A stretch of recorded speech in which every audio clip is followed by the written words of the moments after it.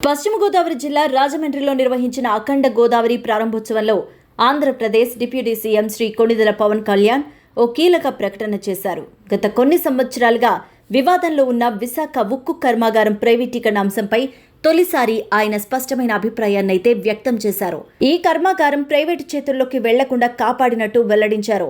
ఇది చాలా మంది ఉద్యోగులకు, ప్రజలకు ఊరట కలిగించిన వ్యాఖ్యగా మారింది. ఈ నిర్ణయం వెనుక కేంద్ర జలశక్తి మంత్రి గజేంద్ర సింగ్ షెకావత్ ప్రాధాన్యతను పవన్ కళ్యాణ్ గుర్తు చేశారు.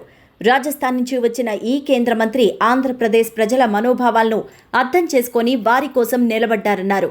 విశాఖ ఉక్కు సంస్థను ప్రభుత్వమే నిర్వహించేలా ఉండేందుకు ఆయన చేసిన కృషిని పవన్ ప్రశంసించారు. దీనివల్ల ఉద్యోగులు, స్థానికులు ఆందోళన చెందాల్సిన అవసరం లేదంటూ పరోక్షంగా చెప్పారు.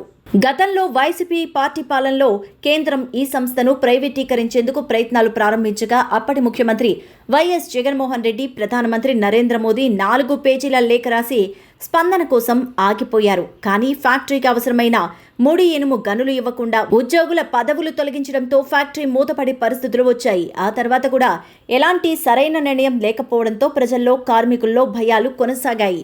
ఇక ఇటీవలే కాంగ్రెస్ పార్టీ నాయకురాలు వైఎస్ షర్మిల ఫ్యాక్టరీ వద్ద ధర్నా చేయగా కేంద్ర ప్రభుత్వం 11,400 కోట్ల నిధులు కేటాయించింది. అప్పుడు ఈ సంస్థ ఇక ప్రైవేటీకరణకు వెళ్లదని అంతా ఆశించారు. కానీ కేంద్రం నుంచి ఎలాంటి అధికారిక ప్రకటన రాకపోవడం వల్ల సందేహాలు కొనసాగాయి.